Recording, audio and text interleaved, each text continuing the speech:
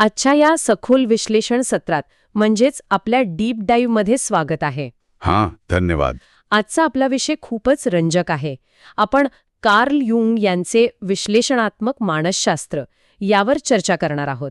हो, ज्याला आपण जंगियन ॲनालिटिकल सायकोलॉजी म्हणतो. अगदी बरोबर. आणि यासाठी आपण मानवी मनाचा नकाशा, बर्फाचा डोंगर आणि होका यंत्र या संकल्पनेवर आधारित एका सादरीकरणाचा आणि नोट्सचा आधार घेणार आहोत. नक्कीच. हा विषय जितका गूढ वाटतो तितकाच तो आपल्या रोजच्या जगण्याशी जोडलेला आहे. हो ना, म्हणजे आजचं आपलं मिशन हेच आहे की आपले मन नेमके कसे काम करते, आपल्या व्यक्तिमत्वाची जडणघडण कशी होते आणि आपण बहिर्मुख किंवा अंतर्मुख का असतो हे समजून घेणे. आणि तेही कोणत्याही तांत्रिक गोंधळाविना. अगदी सोप्या भाषेत हे क्लिष्ट माहिती आपण उलगडणार आहोत. तर ठीक आहे, आपण हे थोडं उलगडून पाहूया. हो, चला सुरू करूया. सर्वात आधी मला हे समजून घ्यायचंय की हा मानवी मनाचा नकाशा ज्यांनी बनवला ते आर्किटेक्ट म्हणजेच कार्ल युंग नेमके कोण होते. म्हणजे मी बऱ्याचदा त्यांचं नाव सिग्मंड फ्रॉइड यांच्यासोबत जोडलेलं ऐकलंय. बरोबर ऐकले तुम्ही. कसं आहे, सुरुवातीच्या काळात कार्ल युंग हे फ्रॉइड यांचे शिष्य होते. अच्छा, म्हणजे त्यांचे विद्यार्थी. हो, आणि अत्यंत हुशार विद्यार्थी. पण विचारवंतांची खासियतच हीच असते की ते केवळ दुसऱ्यांच्या विचारांवर थांबत नाहीत. ते स्वतःचे रस्ते शोधतात. अगदी. फ्रॉइड यांचा दृष्टिकोन असा होता की माणसाचं वर्तन हे त्याच्या भूतकाळातील आणि विशेषतः बालपणीच्या दडपलेल्या इच्छांमधून ठरतं.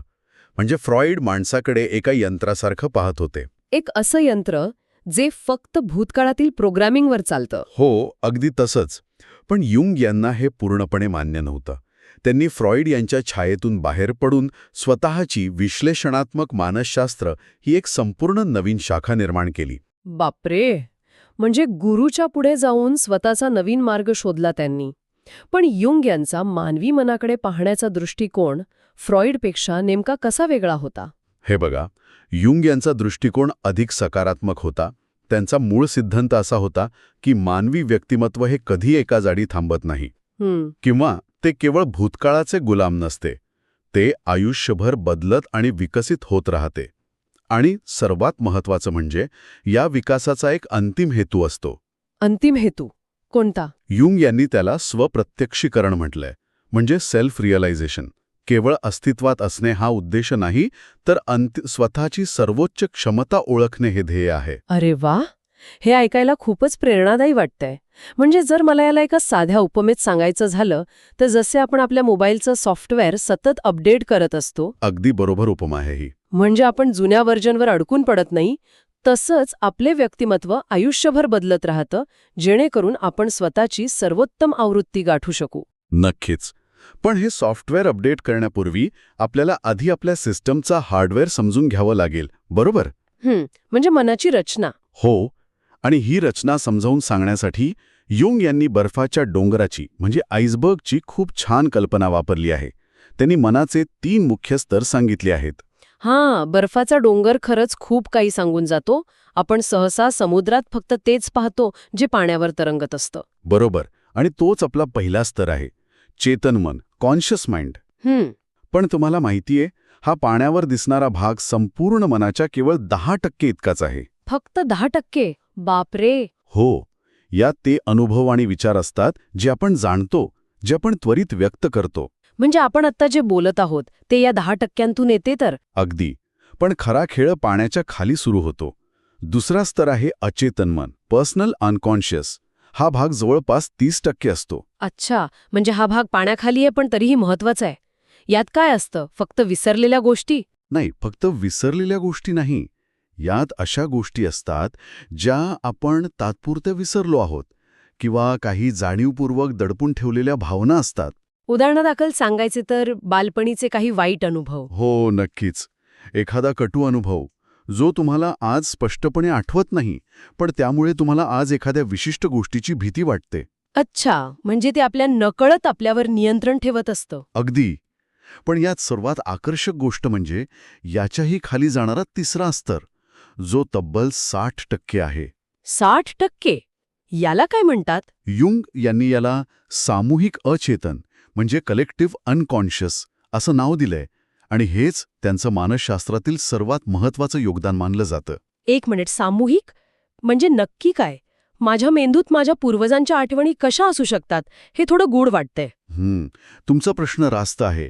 पण जेव्हा आपण पूर्वजांच्या आठवणी म्हणतो तेव्हा त्याचा अर्थ माझ्या पणजोबांनी चाव्या कुठे ठेवल्या होत्या असा होत नाही.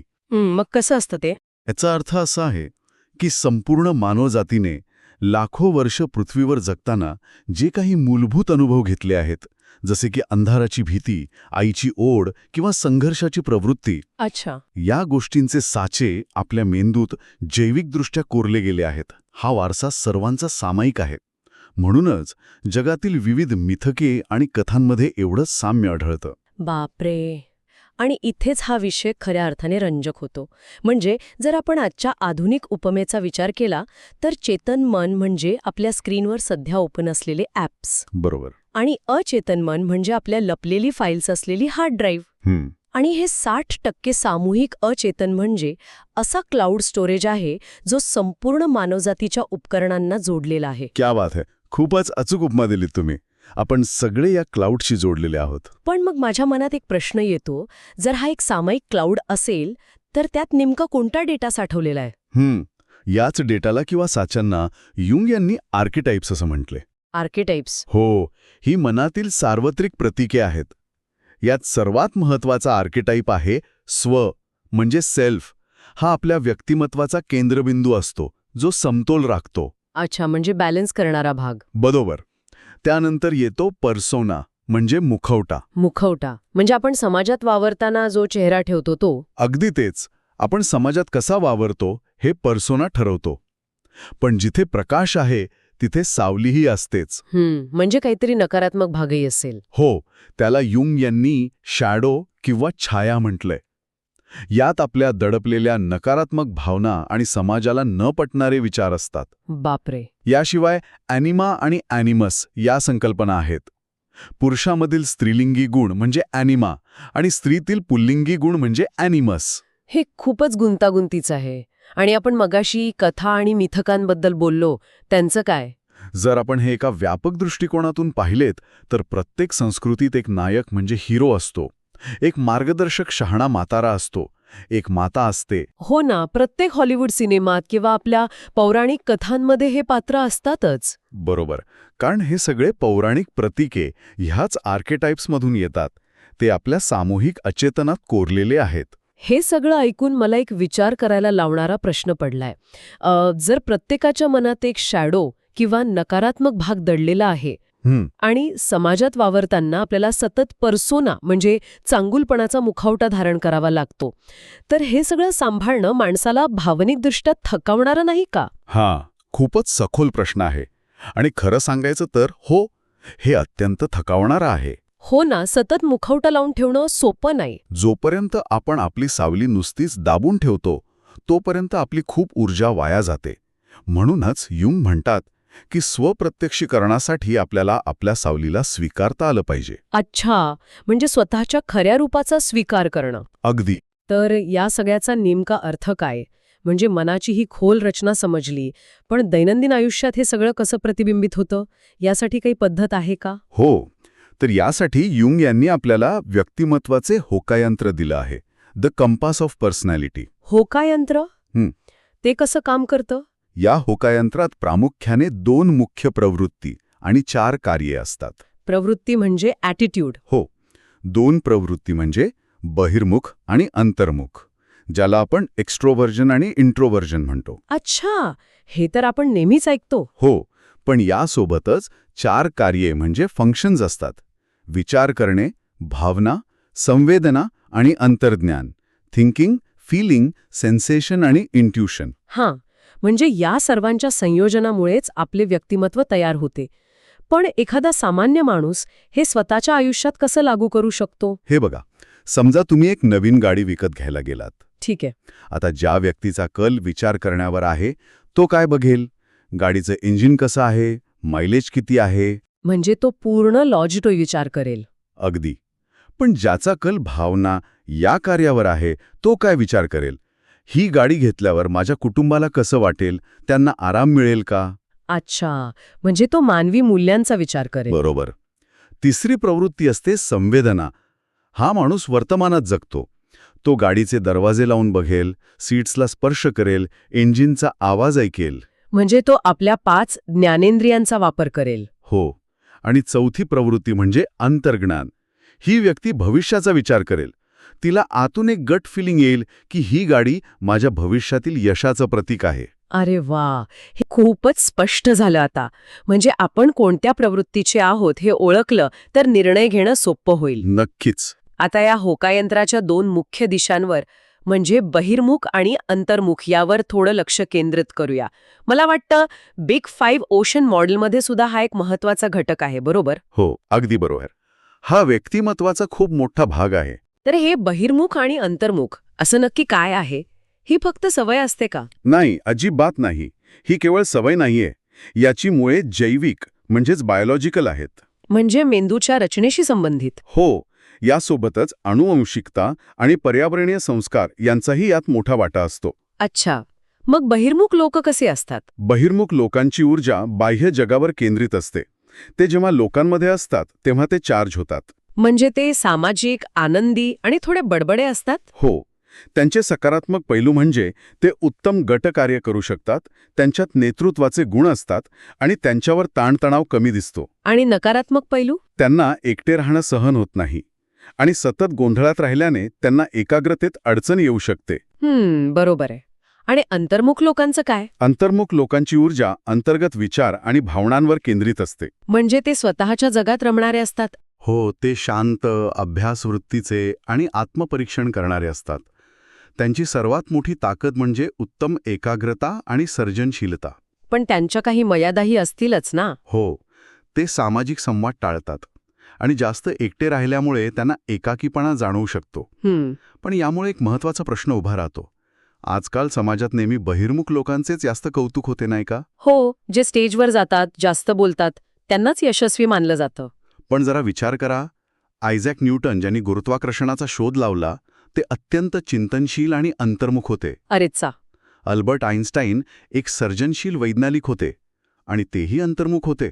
एवढंच काय, महात्मा गांधींचे साधेपणा आणि आत्मपरीक्षण हे अंतर्मुखतेचंच लक्षण आहे. बरोबर. म्हणजे न्यूटन आणि आइन्स्टाईन सारख्या अंतर्मुख लोकांच्या एकाग्रतेशिवाय जगाचा विकास होऊच शकला नसता.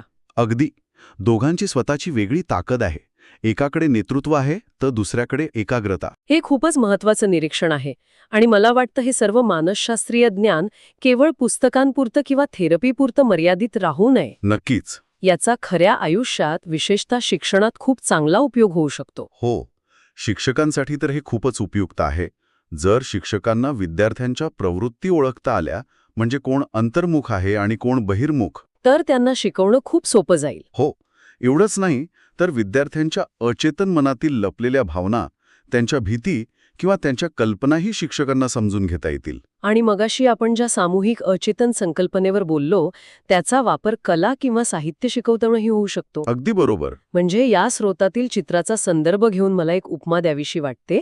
मला असं वाटतं की एक शिक्षक हा केवळ माहिती देणारा नसून तो खऱ्या अर्थाने एक पूल बांधण्याचं काम करतो. कशा प्रकारचा पूल? निश्चितपणे पार नेतो आणि त्याला स्वप्रत्यक्षीकरणाच्या म्हणजे त्या अंतिम ध्येयाच्या सूर्यापर्यंत पोचवतो. क्या बात है. हे खूपच सुंदर वर्णन आहे. आणि शिक्षणाचे अंतिम साध्य हेच तर असले पाहिजे. नक्कीच.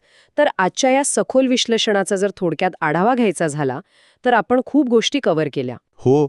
आपण फ्रॉइडच्या सावलीतून बाहेर पडून युंग यांनी बनवलेला मनाचा नकाशा पाहिला. बरोबर. त्या बर्फाच्या डोंगराचे 3 स्तर पाहिले, विशेषतः ते 60% सामूहिक अचेतन. त्यानंतर आपण मनातील आर्केटाइप्स पाहिले. हो. आणि होकायंत्राच्या साह्याने बहिर्मुख अंतर्मुख स्वभाव कसा ओळखायचा तेही पाहिलं. आणि सर्वात शेवटी हे सगळं आपल्याला स्वप्रत्यक्षीकरणाच्या ध्येयाकडे कसं घेऊन जातं हे समजून घेतलं. खऱ्या अर्थाने हा एक सखोल प्रवास होता. हो ना. आणि जाता जाता ऐकणाऱ्यांना विचार करण्यासाठी एक वेगळा मुद्दा माझ्या मनात येतोय. कोणता? म्हणजे बघा, जर आपल्या मानवी जीवनाचा अंतिम हेतू स्वतःला ओळखणे म्हणजे स्वप्रत्यक्षीकरण हा असेल आणि आपण पाहिलं की आपल्या मनाचा तब्बल 60% भाग हा सामूहिक अचेतन म्हणजेच संपूर्ण मानवजातीशी जोडलेला आहे. बरोबर आहे. तर याचा अर्थ असा होतो का की खऱ्या अर्थाने स्वतःचा शोध घेणे म्हणजे प्रत्यक्षात आपण जगातील इतर सर्व लोकांशी कसे जोडले गेलो आहोत हे शोधणे होय. बापरे, हा खूपच खोल विचार आहे. म्हणजे स्वतःचा शोध हा शेवटी जगाचाच शोध ठरतो. अगदी तेच. तर ऐकणाऱ्यांनो, या विचार करायला लावणाऱ्या प्रश्नासोबतच आपण आजचे हे सत्र इथेच थांबूया. पुन्हा भेटूया पुढच्या सत्रात.